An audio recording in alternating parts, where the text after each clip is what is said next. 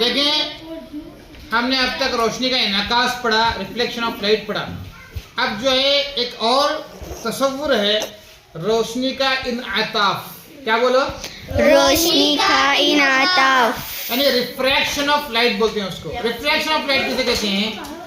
रोशनी का किसी एक वास्ते से दूसरे वास्ते में चले आ जाना, फिर सिमत में मोड़, यानी रोशनी जो है मुड़ कर चली जाती है, तो उसको रोशनी का इनअताफ कहते हैं। जैसे मैं मिसाल दिख रहा हूँ, यहाँ पर जो है हमने बीकर में पानी लिया है और एक पेंसिल हमारे हाथ में है। अब मैं क्या करता हूँ, इस पेंसिल को जो है यहाँ पर पानी में डालता हूँ। आप गौर करें कि किस तरह पेंसिल हमें किस तरह नजर आती है पानी में।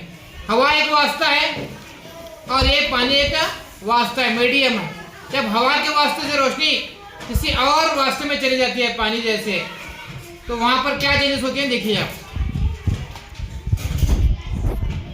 अब आप देख सकते हैं कि यहाँ से यहाँ तक जो है हमें पेंसिल जो सीधी नजर आती है। जैसे ही पानी की सतह से देखो, उसका रुख हमें बदला हुआ नजर आता है। देख रहे हैं, यानी इस तरह स्ट्रेट आ रही थी, फिर वहां से थोड़ा मुड़ी हुई नजर आती है।